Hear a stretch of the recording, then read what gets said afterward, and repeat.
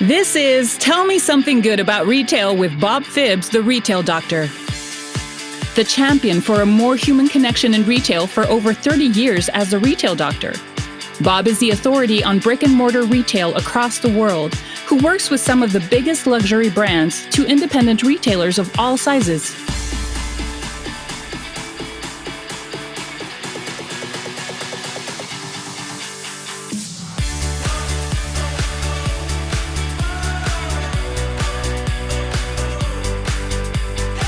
Hey, thanks for joining me today. My guest is Nate Woodbury, a YouTube producer, speaker, and he's the producer of over 30 YouTube channels. Welcome, Nate. Yeah, thanks for having me. Excellent. Well, listen, I understand that your boys compete in the Ninja Warrior, and I think it was last year your 9-year-old son took second place. Am I reading that right? In the world? Yeah, for his age category, it's pretty fun. It's part of the Ultimate Ninja Athlete Association. There's a lot of gyms all over the country a part of that, and in many other countries. There's a huge group from Australia that flew up. This competition was in Las Vegas. Next year, it's going to be in Orlando. But since my son took second place last year, he automatically qualified to go to the finals this year too. So that's amazing at 9 years old. I mean, that's amazing. Well, listen, tell me a little bit. I guess we would consider you as a serial entrepreneur. So, what made you decide? What was your journey to get you to the YouTube ninja, as it were, Nate? Well, I like to follow results. 13 years ago, I started my company with a web design service. We just created website templates for WordPress, and it worked. My clients were really happy. They had pretty websites, but I wasn't satisfied because they weren't getting any visitors to their website. So I then created an SEO service to get their website ranked on Google so they could get some traffic. And that service started working. We were getting websites ranked number one on Google, but there was no sales happening on the website. So we had pretty websites with traffic, but no sales. So I'm like, come on, you guys, you should know this stuff. Put a promo video or something on your website so you can sell something. So that's when I started dabbling in video. And that even helped us with our SEO service even more. To get a page ranked on Google, we had to do 30 or 40 different things, including article marketing and blog commenting and everything, just to build relevance for this page. Well, one of those things is we made a YouTube video. We would put that on the page. We would transcribe it, have the content below, turn that into an infographic, and put that on Pinterest. Just really complicated. But then one day I noticed that over on YouTube, this video was getting 50 times more views than the whole page we had ranking number one on Google. And I was kind of surprised by that. But I started experimenting more just to see if this was just a fluke or whatnot. And I started seeing it consistently. And instead of creating those 30 or 40 things to get my webpage ranking, I'm just like, I can just create a video and I'll get more traffic that way. So I really followed those results. And I started phasing out the web design and SEO services eventually completely.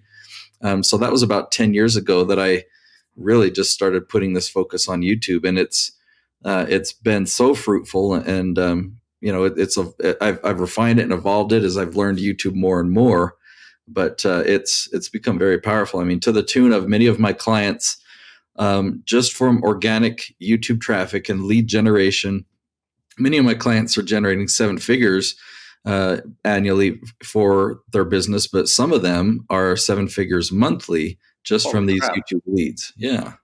Is that all kitten videos or something, or? No, none of them are kitten videos. None of them are like the videos that typically go viral. Right.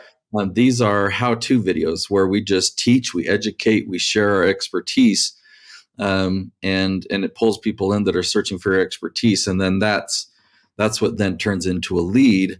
So my clients will sell packages like coaching or consulting, or they do public speaking. They have courses that they sell.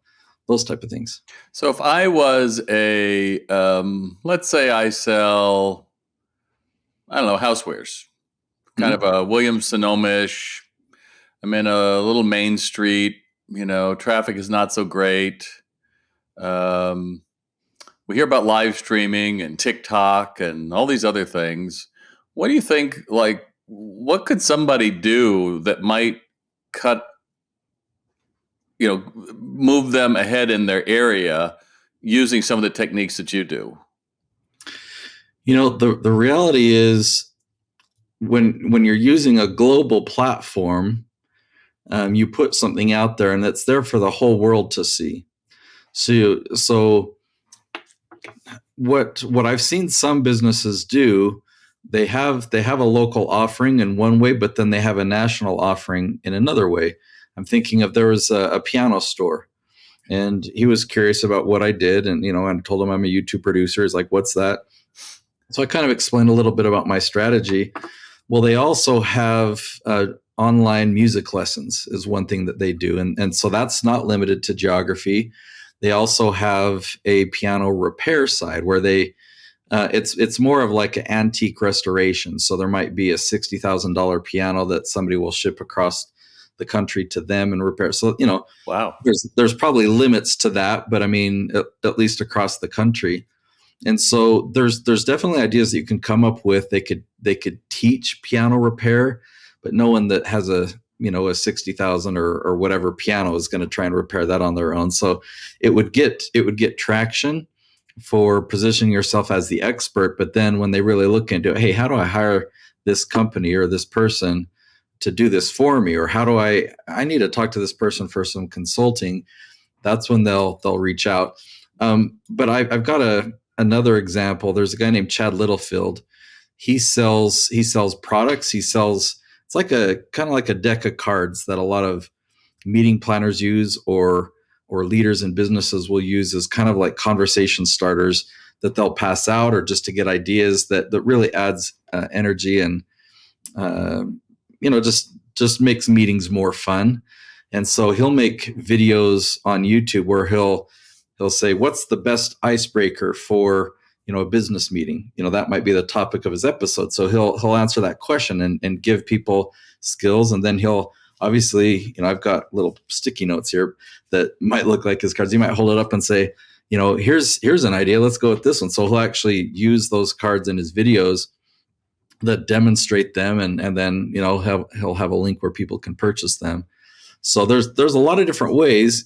Sometimes you've got to be creative, like that piano business is, it takes a little bit more creativity, but there's always something people are looking for online.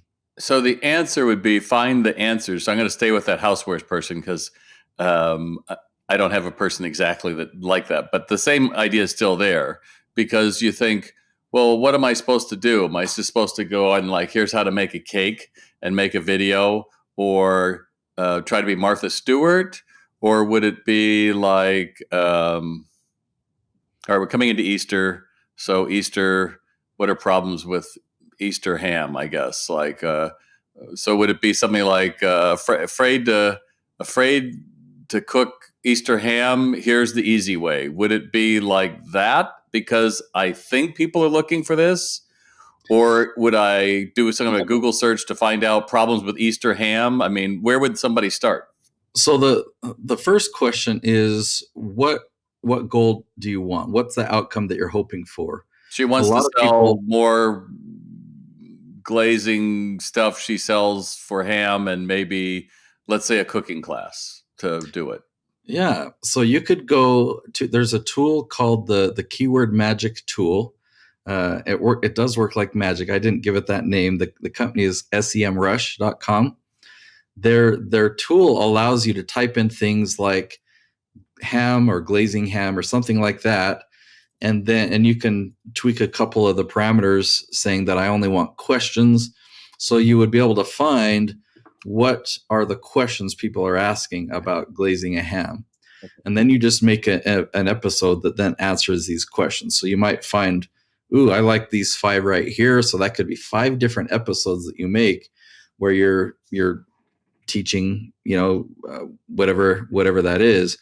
And then, the best way really to generate a lead off of YouTube is you actually give them something else for free in exchange for their contact information.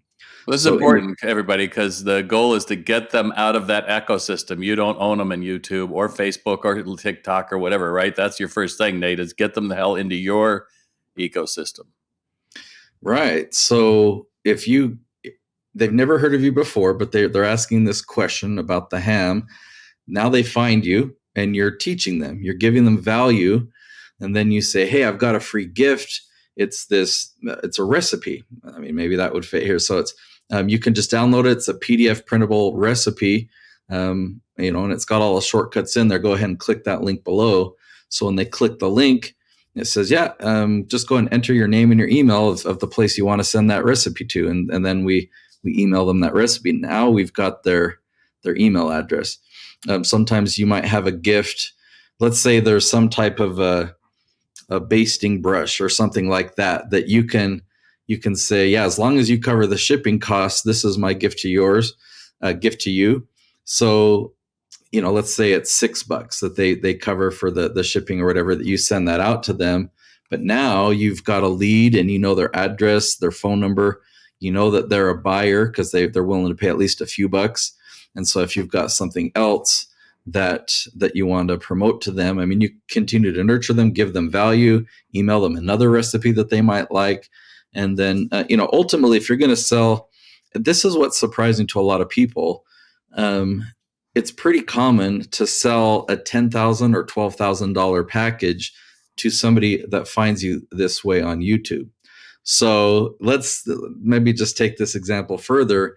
If you are giving consulting to other restaurants or something like that, or I don't know, but just different business owners that you can train how to do what you do, there's obviously a lot of value in that. Somebody might not pay $10,000 for a glazed ham, but they would, if you're opening up your own, restaurant to sell hams at Christmas time or whatever that might look like, that might be a package that you could sell. It's a 6-month program. We're going to help you from start to finish accomplish this goal. So, well, I like that idea too, because you could then think of it as, I'm going to sell a series of these. Now, going back to our wonderful ham glaze, let's just say she decides the number one thing that the keyword magic tool says, most people cook it in too hot an oven and it burns the glaze.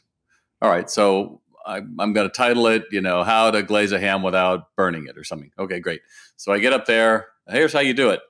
After I say, make sure it's not too hot an oven, how much time do I have to fill? Is it like I have a minute? Is there a sweet spot? Is this like an hour long? Am I padding with all kinds of other stuff? Because one thing I noticed with Google is, when I do a search now, it'll bring me to a YouTube, like it'll just bring me into 72 seconds or whatever, and that's your answer. So if that's the case, then how do they see my end of it where I'm saying, join my club or buy this? Any tips on that, Nate?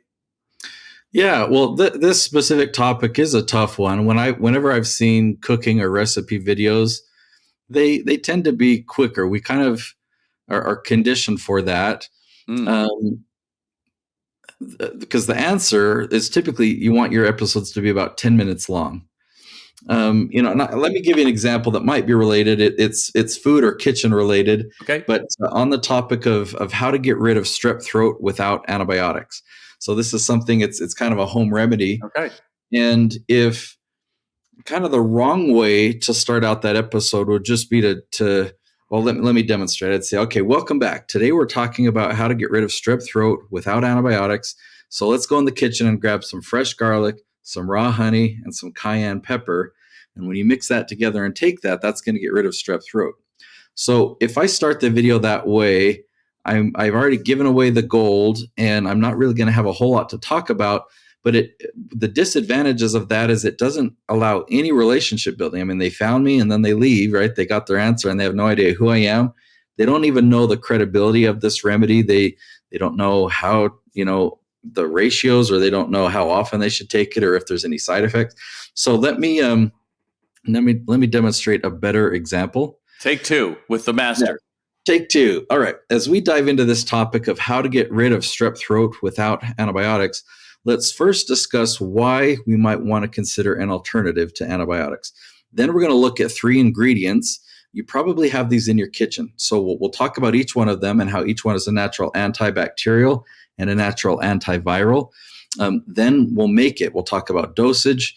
And I'll wrap up this video with a story about my son when he was really young. He had a high fever and he had strep throat. We used this remedy and he had a side effect that you're going to want to know about. So let's dive right in. So just Wait, by... what is that side effect? Hold it. Yeah. I mean, do you see how my goal was to create a whole bunch of curiosity about kind of a table of contents about what I'm going to be talking about in the video. And so you could see like, yeah, this is probably going to be a 10-minute episode. You know, there's an appropriate amount of stuff that we're going to be talking about that's super valuable. And I would come away like, yeah, if I watch this full 10 minutes, I should know the answer to this question inside and out. So, which is so much better than thinking, all right, I've got a 1-minute video, I need to make it 10. In a lot of ways, you're doing kind of what we sometimes like using HubSpot, like a pillar page, or you're doing it kind of like a blog in some ways, where you have isolated it out and given us these scenes. So I think that certainly makes it better. What is your thought about using it like a trans? I can't think what they're called. The words across it, the transcriber, the transcript, or the other thing, teleprompter. Is it better to have a teleprompter that I'm, trying to go through and remember, okay, so I've got this and this and this, or should I just wing it and then kind of cut it together, or should I do it live? Is there any value to one or the other? So I highly recommend just outlining your talking points, not using a script, and therefore you won't need a teleprompter. And there's no reason to do it live either. And this takes all the pressure off. So if I've got my notes in front of me and I think, oh yeah, that's the title of the video, that's all I have to remember. I look at the camera and I say, hey, welcome back. Today we're talking about blank. And I give the title of the video, maybe give them, one hook about, by the end of this video, you'll understand blank. Then I pause, look down at my notes. Oh yeah, I was going to talk about garlic. All right, look back up. All right, so, and then I talk about garlic for a minute or so, pause, look down. Oh yeah, I was going to share that side effect, let me look back up. And I'll take a step back. It takes all the pressure off of having to memorize and remember what comes next. Oftentimes we jump ahead too quickly and we forget some of the things that we wanted to say. But if we know that, yeah, I'm just going to cover this one point, I'm going to, wrap it up and put a bow on it before I move on. Then I pause, look down at my notes. It actually does several things. I mentioned it takes the pressure off during filming. It's a game changer, but it has a good cadence in the video because you're talking about one thing and you finish, and then you're talking about another thing and you finish. So it works wonders for several reasons that way. Another disadvantage to using a teleprompter is it takes a huge amount of time to write a script for a 10-minute episode. For me, if it's something I know inside and out, I talk about it all the time, then I might be able to write a script in about an hour for a 10-minute video. I'm kind of a perfectionist with words. And that's a lot of brain power. Like it's mentally exhausting. If it's a lesser, it's a topic that I don't talk about as frequently, it might take me a couple hours just to write one video script. Now that's what stops people, right? Because you start to totally catastrophize it. Like, oh, I've got to have all this and I've got to do all that. And then you just say, well, I don't need to. And I think what you're saying is there are ways to get through it. Yeah. That don't feel that way. There's a place for a teleprompter. That's when you're making a promo video. A promo video, you're taking somebody on kind of an emotional roller coaster, this journey, and you want to have your wording perfectly. You want to, practice it and rehearse this script and get it just right for the commercial, because the commercial might be 30 seconds long or 90 seconds long, right? But what we're talking about is something that when people are watching, they don't feel like they're being pitched to. You're not selling things. It's not a promotion. You want it to be more conversational. So if you need to pause for a minute, look to the side and think about the right word, and then look back at the camera and say it. That's what we do when we're having a real conversation with someone. Most of the time we're looking right at the camera. So when people are watching the video, there's this eye contact being made, and it's a real relationship builder. That's Nice. another reason why you want a 10-minute video versus just a quick answer like a short or a TikTok video. If they're watching you and getting advice from you and feeling like they're having a conversation with you, this happens when somebody sees you, out in public or at some event or something. They recognize you. They feel like they know you. It's pretty cool how that works. I like that. So then would you then take that same video and you would put it into TikTok and Instagram and Facebook? It seems like you're really sold on YouTube as your number one goal here. Well, what I'm sold on is knowing how to use a platform to get a specific result. So what we're talking about is how to use YouTube specifically to generate a lead. If you know how to use TikTok to get a specific result, then TikTok can be a great platform. I have a friend that makes 1-minute videos for Facebook that generates a lot of revenue. And the way that she generates revenue is it's a recipe video, it's food, and she gets a lot of traffic from Facebook to her blog that then she has lots of advertisements there to the tune of 7 figures. She's done really well with it. Like at Twitter, complete different platform. LinkedIn, complete different platform. LinkedIn is a great place for lead generation. But if you were just to take YouTube videos and repost them on LinkedIn or take snippets of it and repost it, that doesn't work because LinkedIn is more of a text platform and LinkedIn needs a lot more interaction. There's actually community and conversation, feedback and reviews. So you basically need to know what the formula is for each platform in order to get results on it. So what we're talking about is specifically the formula for YouTube. You need to make a video that follows this format, but another platform, if video does well, you've got to make video that fits their formula. Excellent. We are going to continue in just a minute after our break from SalesRx Online Retail Sales Training. Hey, it's Bob again. I'm not only your host, but also the founder of the SalesRx Online Retail Sales Training Program. How many sales that should have been yours walked out your front doors today? With shoppers being more discerning about where and when they shop, you need to convert more lookers to buyers. And SalesRx is the perfect solution to make training memorable. It's bite-sized, it can fit easily into your schedules. Don't tell me you don't have time to train. If you can give them time to take a break, you have time for them to train. Now, the training builds from some of the quickest ways to engage shoppers to the most advanced. Everything is planned so you can implement your sales training program with a click of a button. And there's a reason we're on 4 continents training thousands, because SalesRx is scalable.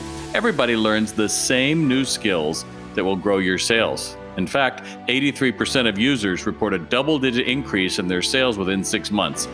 Wouldn't you like that to be your story? Visit SalesRx to learn more and set up a call with me to see how we can help. That's SalesRx.com. Now back to the broadcast. We're back with Nate Woodbury. Thanks so much for joining us. And we've been talking a lot about YouTube, the video part of getting your word out. But you've written a book. What are some secrets that you discovered as you were sharing your book, Nate? Well, yeah. So the strategy is I've been refining it. I've had this book idea for years, not making a whole lot of progress. So 2 years ago, I just came to the realization I need help. So I hired a ghostwriter. I had to go through 2 ghostwriters. The first ghostwriter, kind of afraid to admit how much I spent. I hired this guy for $40,000. Wow. And he helped with a couple things. He helped me really organize the structure, kind of the flow of the book, and get all the ideas in my head into some order. But when it came down to it, he wasn't a very good writer. So I was finding myself rewriting stuff, and I'm like, this just isn't working. So I thought I was going to finish it myself, and ended up having to find another ghostwriter. And that worked really well. He could write in my voice. We could talk about ideas, and he could put it down. And I'm like, yeah, those are my words. This sounds like me. This is great. Perfect. So finally, a 2-year journey, got the book published. There's a lot of steps in that journey that were kind of unexpected, but now that I've done it, now I'm working on book 2 now. So, okay, and so the whole idea of influence on YouTube, do you start with the idea that I've got to kind of generate this community and I've got to really find who I am by sharing that, and then that influence leads to a sale? Because we all know those chamois, whatever the commercials, the guys like, hey, and this does this and OxyClean and all that kind of thing, which you could be tempted to do with your store and say, oh, well, I just need to get something out. But has video changed in the 13 years since you've started? Is there a different way we're supposed to look at it and use it? Well, I would say that there's two different directions that you can go. The direction that I've been talking about kind of requires me to give my own definition of influencer or influencer, because just being a celebrity, oftentimes people think, okay, they're an influencer. They've got millions of fans or something like that, and so if they promote your product or something, that they're going to influence people to buy it in that regard.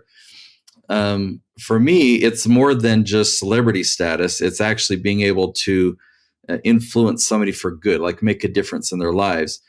So, I think about Nicolene Peck. She's a parenting expert.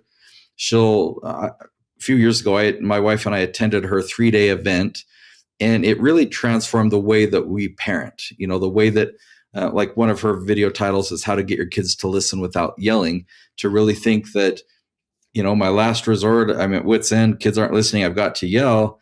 Now I've got other steps to get there. And so it's really just transformed the dynamic of our home. And I can look back at, wow, Nicolene really influenced my life. So when you have the ability to do that, whether it's by helping somebody have a paradigm shift, and so now they can go the right direction, they're stuck, and they can help them get them unstuck. So when we're talking about questions, people are searching for questions. That means that you have knowledge, you have experience or expertise that they are looking for, and ultimately you're going to get their information to see, like, okay, where are they? Where do they want to go? Because I can help them get there. I can really make a difference in influencing their lives. Okay, so that's one direction. So the other direction, when you're talking about a product especially, is think about the company Blend Tech. I don't know if you've heard of them. There's two blender companies. Like if you're going to make a green smoothie or something in a blender, there's Vitamix and there's Blend Tech. And Vitamix has been around for, I think, well over 100 years. They're expensive, yeah. And they're pretty expensive. So is Blend Tech. Blend Tech, though, is a brand new company, like relatively speaking. It might be a decade or two, I don't know. But in the early days, let's say 10 years ago, they put out a series on YouTube called Will It Blend? Oh, yeah, right. They would, if you remember that, that's awesome. So they would put in like a phone, crazy stuff. Phone. Yeah, they put in an iPhone. Well, an iPhone blend, and they would make a video and show it. And those videos really took off because it has that viral characteristic. Or then they would put in some fireworks and some matches together and turn on the blender and see what would happen. So they made hundreds of these videos that took their company completely out of obscure. They were unknown and they came out of obscurity, and now they're just as popular of a brand as Vitamix. So those are two really contrasting examples. It's not to say one is better than the other. It's just a different approach. It's like if I've got a product that I can do something like that with, it's fun. It's viral. It's shareable. Like, oh, look what this guy did with his phone, or look what this. It's shareable. Whereas if I have a question about something about, whether it's parenting or whether it's, how to invest in real estate with bad credit or whatever that expertise is, that's not necessarily something that's going to go viral. Here's a way of looking at it.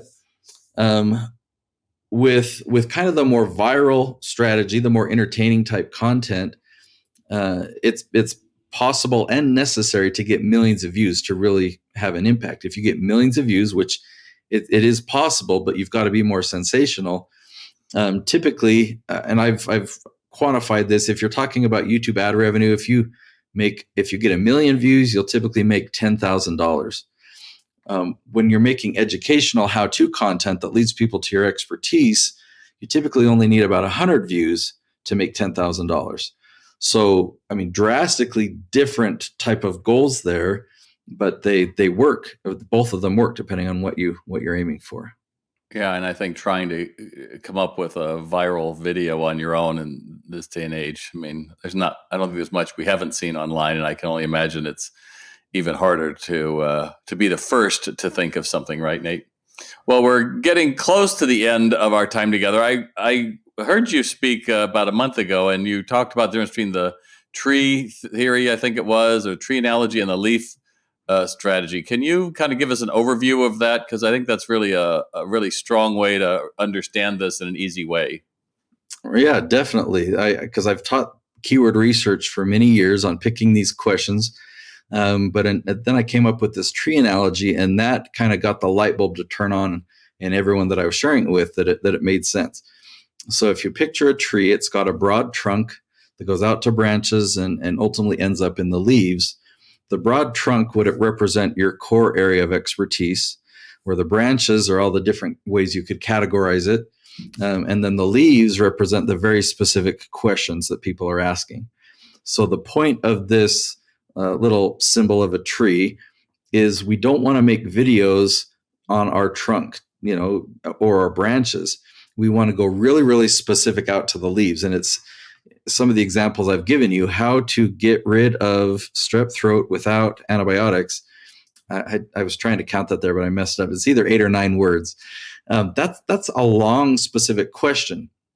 So strep throat might be the trunk of the tree, or antibiotics, or But if you really go specific, that tool that I mentioned, the Keyword Magic tool, they do have a free trial, and I believe the link that I set up for that is Hero Keyword Tool. So Hero Keyword Tool should give you a free trial that you can just go and type in. By the way, I think it's .com, herokeywordtool.com. You can just type in an idea or what the trunk or branch of your tree might be, and then you just hit the questions button, and it will tell you all of the questions. And you can even specify word count, saying only show me questions that have at least 8 words in it. That's usually where I start, is 8 words. And you'll be surprised. It will show you ideas that you would have never thought of. You actually never run out of YouTube topics using that tool. So it's great. That's the key. And I appreciate you spending time with us today, unpacking how we can get more visibility and really target YouTube as the powerhouse that really can be for us. I ask everybody on our show, so tell me something good about retail, Nate. We're in an age where online is dominating. I do so much online shopping, but there's just some things that you just want to have an experience and want to go to retail. And the thing that came to my mind, that comes to my mind right now, is I have the hardest time gift shopping online. Like, if trying to come up with a gift idea, but if I go to a physical store, there's just so much around me that I can see and I can feel, and I know the price right there, and it's convenient. I don't have to wait for shipping. So that's an area where I always go retail. I love that. Well, tell us, Nate, how can we find out more about you and your services, and obviously at least one of your 30 YouTube channels? Well, you can find me on my own YouTube channel, Nate Woodbury. You can find me on Amazon as well, or Audible. Just type in Nate Woodbury there. And if you actually want the free plus shipping type model that we described earlier of my book, so this is the printing cost and the shipping, but no profit to me, you can go to natesyoutubebook.com. Excellent. Well, thanks for joining us today, my friend, and continued success. Yeah, thank you for having me. Thanks a lot. Thank you. You've been listening to Tell Me Something Good About Retail with Bob Phibbs, the Retail Doctor. As a listener, you can receive free information and guides when you visit retaildoc.com and sign up for our exclusive weekly newsletter. Thanks for being with us. Remember to subscribe on iTunes, Spotify, or wherever you like to get your podcasts.